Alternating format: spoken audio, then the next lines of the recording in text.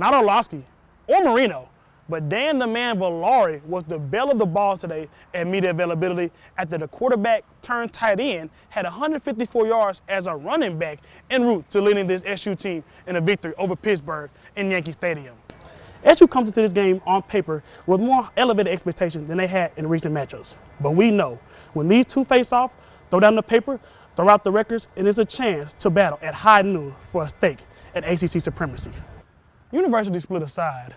One of the reasons they got Jan out to the poll today was the lack of participation from younger citizens, specifically aged 24 to 35. For Jan, one of the most effective ways to get more younger voters out to the poll is through education. Rise Above Poverty has been a godsend for the kids of the Syracuse City School District and providing essentials for them needed to get through the tough winters. However, for Sarge, Tyson, and Miss Mary, this is just one of the few godly things that make this barbershop such a special place. The belle of the ball for Florida State D-line is Jared Verse, who nearly chose SU coming out of the portal from UAlbany in 2021. He's arguably the best defensive prospect in the 2024 draft class, and we'll get on the big board here to show you the different ways that he wins. Here he is, working against Will Campbell, an all-SEC tackle himself, and he works that stab chop to beat him clean.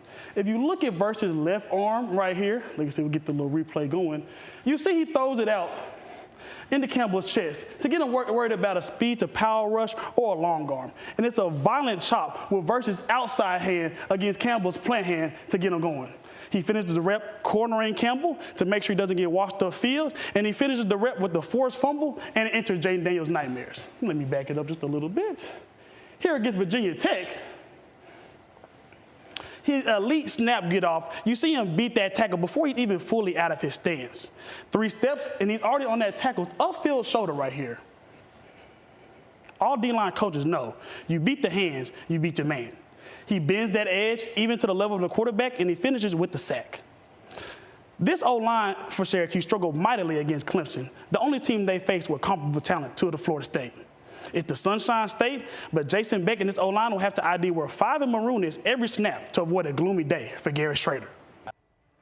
Like I said, Chris Bell looking good right there to start off the game versus NC State. First one's a corner tray off the Malik Brown feed. He nails the second one in the opposite corner after the J.J. Starling pass. Bang, and he sidestepped into his third of a career-high 8 triples in the first half, shooting the cover off the ball and gaining a ton of confidence in the process. Meanwhile, SU women continue down their path toward a top 4 seed and a home NCAA tournament game.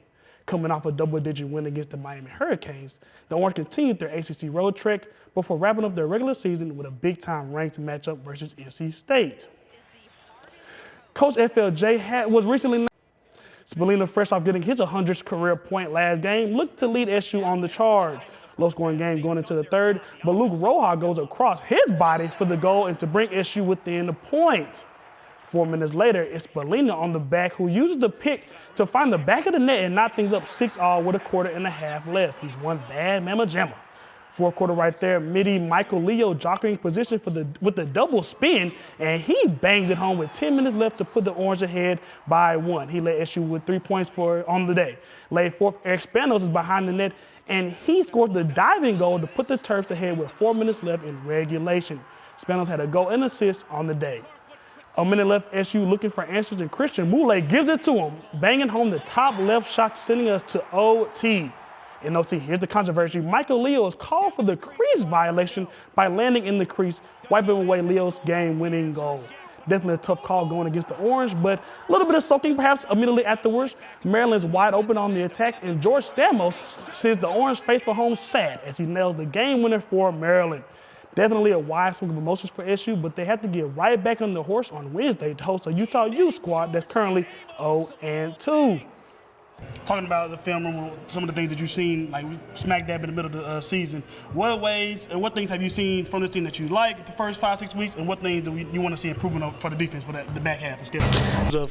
Like I said, the O-line not going to be able to hold for a 5-step drop or a 7-step drop. Get those crosses out early. Get those slants out early. Get those 1 or 2 quick hit reads. Cut the playbook down for a guy like Garrett Schrader. Exactly. That like his strength going into the season wasn't already progressing across the field. If you see that first read not open, work to your second read. If that second read is not open, take off. The weather was dreary and gloomy, but it was a victory weekend nonetheless for Syracuse natives and New York residents alike across a few sports. I'm Josh Crawford for NCC News, and this is your 11 p.m. sports update. This Syracuse men's team has yet to secure a quad one win on the season. Now, Tyler, obviously, like you said, coming off a loss like that, if there are any, what are the silver linings you can take from a loss like this? Well, one of them would... According to CNY Central, an Onondaga County Sheriff's Office spokesperson confirms that the male inmate was hospitalized at Upstate University Hospital for at least one full day. Make it a murder scene. Leave a dog a bone. Leave a dog alone. Let a dog roam and he'll find his way home. The head-pounding raps of DMX reverberated off the walls of the Burnett Park indoor facility for the final practice of the year for the Salt City Renegades of the American Youth Football League. With snow and frigid temperatures abound in Syracuse, the 315 isn't thought of as a hotbed for football talent. However, team president and head coach Justin Kozlowski, fresh off last year's national championship and headed to Florida this week to defend their title, is making history and changing that narrative. We're the first team ever, whether it be Pop Warner, AAU, whatever, first team ever in Syracuse to bring a national championship youth football back. To win a national championship is honestly beyond my wildest dreams. What started off as a parent's drive to provide more for his son has turned into a rare opportunity at youth football in central New York, and opportunities to travel the country that otherwise may not have come. They're appreciative because we've been able to give them something different, a different experience, different exposure that's never been done before. You're in high school, you probably played never outside of your little zip code. Now we're playing in youth and we're traveling all over the Northeast, and, brought them to the Football Hall of Fame, brought them to Florida, brought them all over the country. So it's pretty remarkable the experiences we're giving them and the exposure. This experience isn't lost upon the kids, and they cherish the chance to defend their championship, make the community proud, and put Salt City on the map. This one's for my family, for Syracuse. They're going to be really proud of us. One of the best experiences I could ever have in my life. Experiences such as hearing from Robert Drummond, a star running back at SU in the mid-'80s who spent 3 seasons in the NFL. For Drummond, the true impact of the program goes far beyond the field. That's the one thing Kaz, and his organization does for these kids. It teaches these kids how to go out there and be, just great pillars in the community. And that's what this society needs right about this time now. I think this organization can give back to this community, not just here, but just across the state and across the country. Positive young role models to be able to go out there in the community and be winners, but then teach others how to be winners also. Kaz hopes that the winning the Renegades do on and off the field can be passed down for generations to come. What do you want your legacy to be? They're young, they're 11, 12, they don't understand, but when they're my age and they have kids, to look back and say, wow, we started really something special, that 20 years from now, travel football and Salt City Renegades are thriving. They started it. With football almost being an ancillary benefit, the love and care coming from this program is an example to be followed. Ooh, describe the Salt City Renegades in 3 words. Leading by example. Me as a president and as a coach, I couldn't be more proud of the Salt City Renegades. As the team wrapped up practice to the musical stylings of Young Jeezy, they can rest assured that they've truly put on for their city. Josh Crawford, NCC News.